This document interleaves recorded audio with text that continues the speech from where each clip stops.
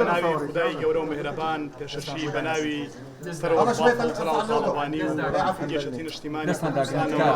پیرۆزبایی لە هەواڵ و لە برای خۆشەویستمان جەنابی کاک زاراوێتی سەرۆکی کۆماری عێراق دەکەین و لە هەمان کاتدا بە پێویستی دەزانین کە پیرۆزبایی لە گەلانی عێراق و هەرێمی کوردستان تەواوی گەلانی عێراق هي 24 خلي بمكان زين تسوي كاكا او يما تنشيه لعراقدا هیوادارین ئەمە بێتە هەنگاوێک بۆی کەسوو بە زۆر حکومەتێکی نوێ و کارا لە عێراق دەگەڕێت بۆ چارەسەرکردنی ئەو قەڵەتیانەیە کە لە بەردەمی عێراق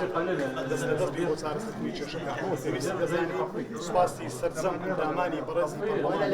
پەرلەمانەکان و هاوپەیمانە بەڕێزەکانمان بکەین بۆ هاوکاربوون لە سەرخستنی پرۆسی سەرۆکۆماری عێراق و هەروەها سەرپێخستنەوەی پرۆسی دیموکراسی لە عێراق و ئامادەسازی بۆ پێکهێنانی حکومەتی تازای عێراقی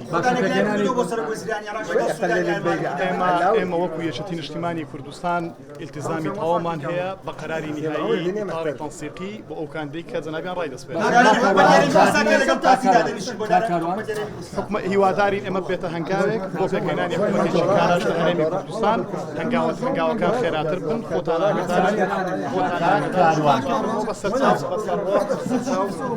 ئاگادارن کە هەرێمی کوردستان و عێراق لە بەردەمی تەحەدی گەورەدایە بۆیە پێویستمان بۆ هەیە کە زوو بە زوو حکومەتێک پێک بهێنین تا بتوانین خزمەتی کۆمەڵانی خۆشی کوردستان و لە عێراق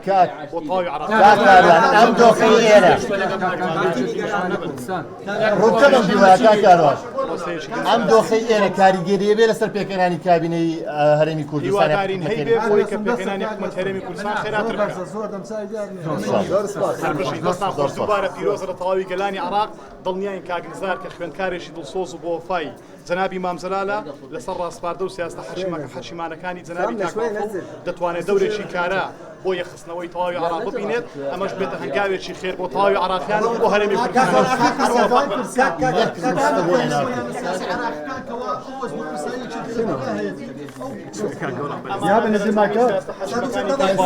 سیاسەتی دیبلۆماسیانی یەکێتی نیشتیمانی کوردستانین و هیوادارین کە ئەمە بێتە هەنگاوێک دووبارە بۆ ڕەنگدانەوەی تەواوی هەبێت لەسەر پرۆسی سیاسی عێراق و پێکهێنانی حکومەتێکی کارا بۆ تێپەڕاندنی ئەم تەحەدیانەی کە لە بەردەمی